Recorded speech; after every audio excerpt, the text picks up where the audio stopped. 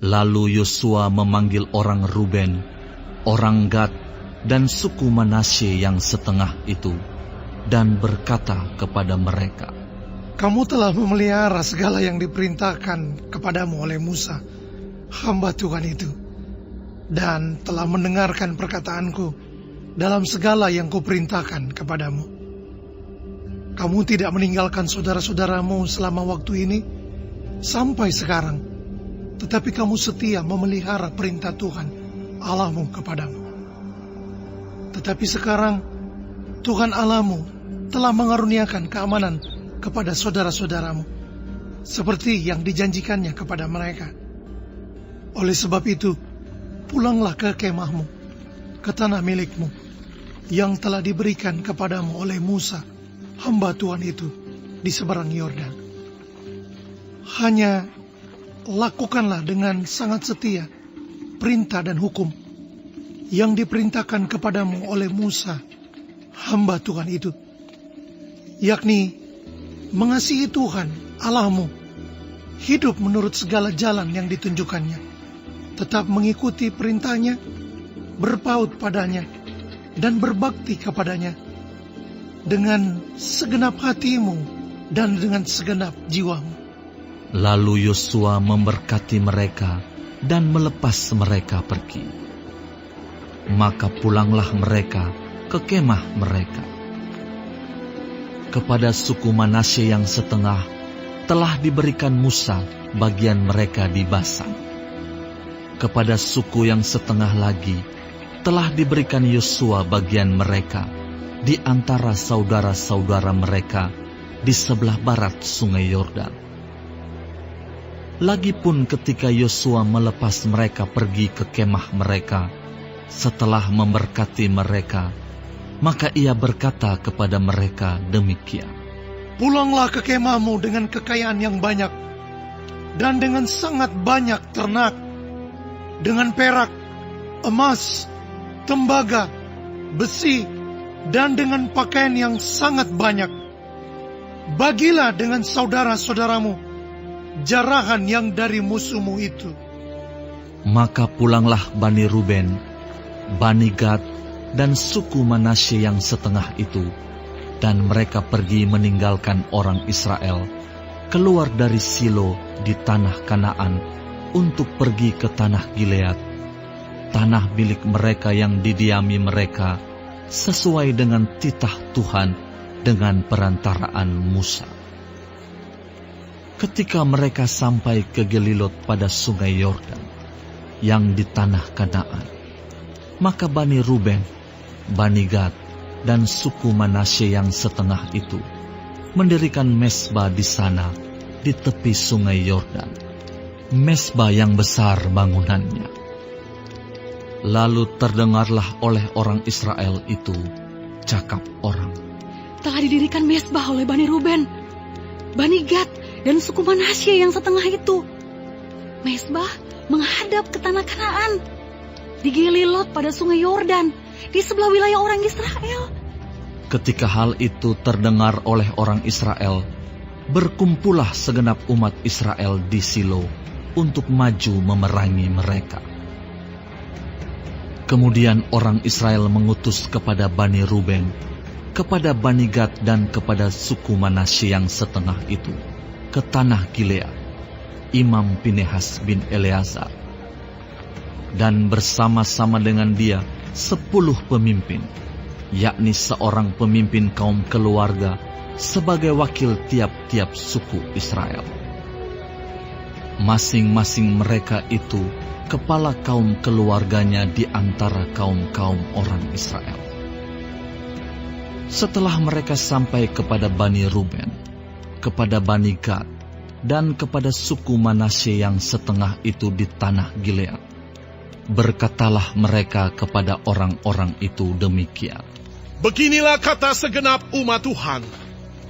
Apa macam perbuatanmu yang tidak setia ini terhadap Allah Israel, dengan sekarang berbalik daripada Tuhan dan mendirikan mezbah bagimu, dengan demikian memberontak terhadap Tuhan pada hari ini. Belum cukupkah bagi kita noda yang di Peor itu, yang daripadanya kita belum mentahirkan diri sampai hari ini, dan yang menyebabkan umat Tuhan kena tulah? Sehingga kamu berbalik pula sekarang ini membelakangi Tuhan. Jika kamu hari ini memberontak terhadap Tuhan, maka besok Ia akan murka kepada segenap umat Israel. Akan tetapi jika sekiranya tanah milikmu itu najis, marilah menyeberang ke tanah milik Tuhan, tempat kedudukan kemah suci Tuhan, dan menetaplah di tengah-tengah kami. Tetapi janganlah memberontak terhadap Tuhan, dan janganlah memberontak terhadap kami, dengan mendirikan mezbah bagimu sendiri, selain dari mezbah Tuhan Allah kita. Ketika Akan bin Zerah berubah setia dengan mengambil barang-barang yang dikhususkan, bukankah segenap umat Israel kena murka? Bukan orang itu saja yang mati karena dosanya. Lalu jawab Bani Ruben, Bani Gad, dan suku Manasye yang setengah itu, katanya kepada para kepala kaum-kaum orang Israel, Allah segala Allah, Tuhan, Allah segala Allah, Tuhan, Dialah yang mengetahui, dan patutlah orang Israel mengetahuinya juga. Jika sekiranya hal ini terjadi dengan maksud memberontak atau dengan maksud berubah setia terhadap Tuhan, biarlah, jangan Tuhan selamatkan kami pada hari ini. Jika sekiranya kami mendirikan mezbah untuk berbalik daripada Tuhan, untuk mempersembahkan korban bakaran dan korban sajian di atasnya, serta korban keselamatan di atasnya, biarlah Tuhan sendiri yang menuntut balas terhadap kami. Tetapi sesungguhnya kami telah melakukannya karena cemas. Sebab pikir kami, di kemudian hari anak-anak kamu mungkin berkata kepada anak-anak kami demikian, apakah sangkut pautmu dengan Tuhan Allah Israel? Bukankah Tuhan telah menentukan sungai Yordan sebagai batas antara kami dan kamu? Hai orang Bani Ruben dan Bani Gad, kamu tidak mempunyai bagian akan Tuhan. Demikianlah mungkin anak-anak kamu membuat anak-anak kami berhenti daripada takut akan Tuhan. Sebab itu kata kami, biarlah kita mendirikan mezbah itu bagi kita, bukanlah untuk korban bakaran dan bukanlah untuk korban sembelihan, tetapi supaya mezbah itu menjadi saksi antara kami dan kamu, dan antara keturunan kita kemudian, bahwa kami tetap beribadah kepada Tuhan di hadapannya dengan korban bakaran, korban sembelihan, dan korban keselamatan kami. Jadi, tidaklah mungkin anak-anak kamu di kemudian hari berkata kepada anak-anak kami, kamu tidak mempunyai bagian pada Tuhan. Lagi kata kami, apabila di kemudian hari demikian dikatakan mereka kepada kita dan kepada keturunan kita, maka kita akan berkata, tengoklah bangunan tiruan mezbah Tuhan itu, yang telah dibuat oleh nenek moyang kami, bukan untuk korban bakaran dan bukan untuk korban sembelihan, tetapi mezbah itu menjadi saksi antara kami dan kamu.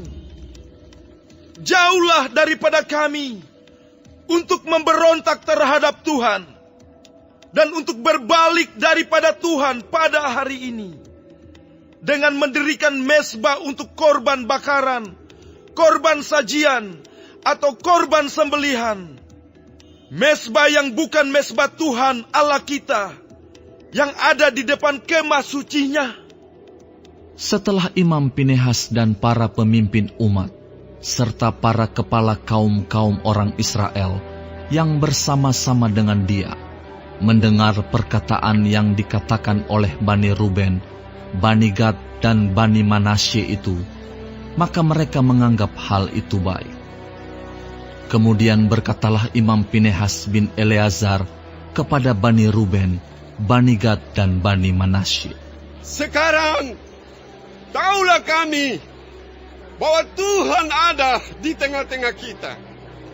Sebab tidaklah kamu berubah setia terhadap Tuhan. Dengan demikian, kamu telah melepaskan orang Israel dari hukuman Tuhan." Sesudah itu, Imam Pinehas bin Eleazar serta para pemimpin itu meninggalkan Bani Ruben dan Bani Gad di tanah Gilead, pulang ke Kanaan kepada orang Israel, lalu disampaikanlah berita itu kepada mereka. Hal itu dipandang baik oleh orang Israel, sehingga orang Israel memuji Allah dan tidak lagi berkata hendak maju memerangi mereka untuk memusnahkan negeri yang didiami Bani Ruben dan Bani Gad itu. Dan Bani Ruben dan Bani Gad menamai mezbah itu saksi, karena inilah saksi antara kita bahwa Tuhan itulah Allah.